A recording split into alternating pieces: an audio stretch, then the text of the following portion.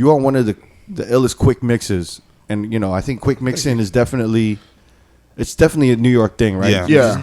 Just like dropping it on the one, and quick mixing and stuff like that. Where did you get that style from?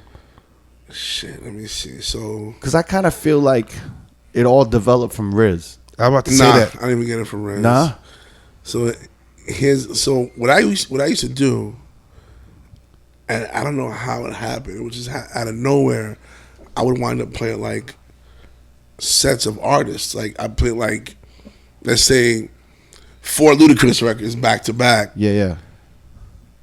And it got to a point when I was kind of playing them like really quick and kind of getting to the meat and potatoes of the record because I'm like, yo, this part is whack or whatever. Like whatever artist I was doing, I would play like even like Jay-Z. I'd play like 5 Jay-Z records back to back.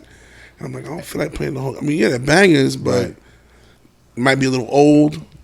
It's not as hot as it was. I'm like, this is the part that everybody sings. I'm gonna play this. Do you think it goes back to like the actual origins of hip hop with like just playing the breaks? A little bit. The songs like that, just play the best parts of the songs. Yeah, exactly. And then we were doing that just with like the hip hop records and R&B and just all that shit. We were just like, we would like, for example, Real Love Remix. We would play the keyboards in the beginning, boom, boom, boom, boom, boom, and then we would just go straight into the Biggie verse sometimes. I'm playing Mary J. So we would just go like, we would just almost DJ club records like breakbeats.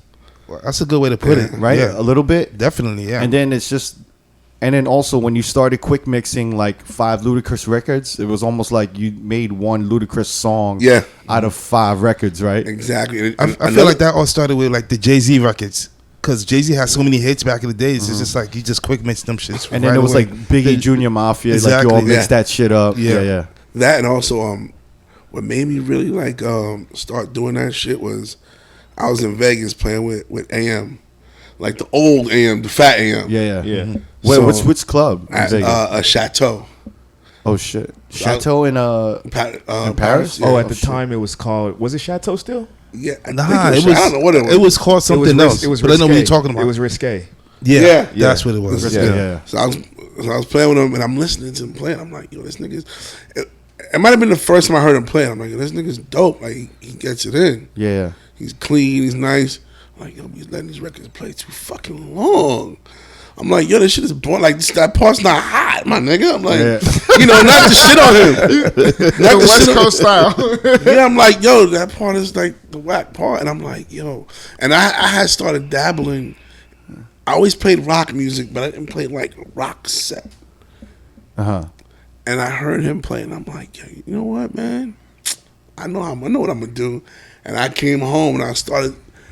That I really implicated that quick mix shit with like the rock music. The rock sets, and I was just going through them shits quick because it's like people know the hooks and this and that, and I was like, you know what, if I could just combine all that shit, it'd be like a fucking like a power set, you know what I'm saying? Like kind of like, and that's when I really started. I developed the whole quick mix shit. Like, when was that? What year was that? Was this before Serato? Yeah, I mean, he was doing this on vinyl, bro. This had to be like 2002? No, before that. 2001? Maybe 2000, 2001 maybe. Because I remember, this was before the what's the fucking what's the shit that happened over here? 9/11. Shit, 9/11. This is before 9/11. Oh shit! So 2000, I would say. Yeah, so 9/11 was 2001. Yeah. So it was before that. So it was like that's when I was kind of like implicating it. Just the whole quick mix shit. Yeah. I would, and the funny thing is, I wasn't doing it all the time, but I would do it with certain genres, and then this is what happened. I feel like what happened now is it got to a point where the music is so like it's so much music. Yeah. That you can't. It's like. If you let a record play, and constantly let records play, you're not gonna. You can't get to the heat. It's hard to get to like every record. So I got to the point I'm like, fuck it. I'm just playing like hot parts of records, and that's it. Yeah. So I can get to like the big records. You know what I mean? Yeah. Because you think about it, it's like a set's like 2 hours. I'm touching everything in 2 hours. I'm gonna touch reggae. I'm gonna touch. probably do some EDM shit. Mm-hmm. You know, I'm gonna touch reggaeton. I'm gonna hip hop, R&B, throwback. So it's like you gotta fucking like move. Do you feel Damn. like in New York is it still resonating with the crowds? Yeah, of course. I feel like with the crowd, the older crowd don't like it. Oh, so the younger generation fucks with it heavy. Yeah, it's the old like. See, I feel the opposite. Yeah.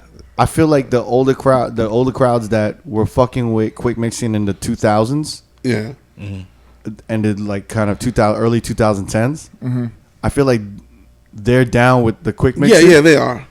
And I feel like the new kids just like, why aren't you letting the song play? I don't think that, because now new songs nowadays are only 2 minutes long. Yeah. So But that's the whole thing, is that I've been getting like I feel like they don't understand the art of quick mixing, like the younger kids now. Well, you know what? Here's what I did. Here's what I do. I kind of like sandwich certain records. Like, let's say for instance, like I don't just do a whole new set of new shit because that shit gets boring. Yeah. So I'm gonna play like the older, let's say like a Waka record or like a, you know, and I'll do like 3 quick mixes with those type of records. Yeah. And then get to like the heat. And you let the heat. I let it rock for a little bit, so they get the idea. They get you. It's like training them, Right. Conditioning them. Yeah. To the point where you just doing it. It's just like, all right, that's how it goes. Like I would check. So like you would headline at like 12:30, 1 o'clock, like 1 o'clock, right? Yeah. I would like come in to like check Ben while he's DJing, and he at 1 a.m.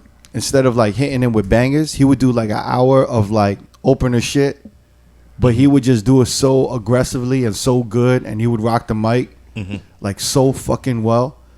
It was just like, yo, he just made everything sound new. Like he'd be playing like Chingy right there, and I'd just be like, and he'd just be rocking this shit, just running through like all of those 2000 records, like the hits, and just fucking like killing it. And I'm like, damn, like, and then I just feel like that art is kind of like, can you still do that shit, or not? You still do that shit? I still do that shit because you have to. I feel like Vegas doesn't understand that shit. They want like as soon as you get on, they want you to hit them with the newest, latest shit. And it's like that's the opposite of how we build energy up in New York. Yeah. It's like when we headline, it's not like we just start throwing headline shit in New York. No. We still got to warm it up for another hour. Yeah, because we want motherfuckers to stay till 4. You got to change the energy. Yeah, because like you know, like you can't continue the same energy from the guy that was like before you. You know, because he built a certain, you know, whatever it is, whatever level he got the crowd to. I don't want it there. I'm gonna scale it back. You know what I mean? Scale it down. I'm gonna scale it down. So you're gonna bring it back down, and then build it back up. Yeah, because I gotta restart the room. Because I don't want to be where he's at. See, Vegas doesn't want that. They don't want you to restart it. They want you to just continue the upward scale. Keep going up. No, but you know what? When I do play in Vegas, I'll play the old shit, but I'll go like for the energy, and I'll still have the crowd rocking as if I'm playing new shit. Yeah. But it's like, see, what they don't understand in Vegas is that, yo, you could hold the room till 4:30 if you let me do what I'm gonna do. Right. Watch the bar ring. Yo, you think about it. Everybody's like, yo, what's the like one of the number one things that we hear when we're DJing? Oh, if you don't play my record, I'm gonna leave, or you know, like shit like that. No, so you play the fucking record at 1:45, and they leave. Yeah. You know, make them wait till 3 o'clock. You know, and you should be that good of a DJ to be able to keep them there to wait to hear that shit.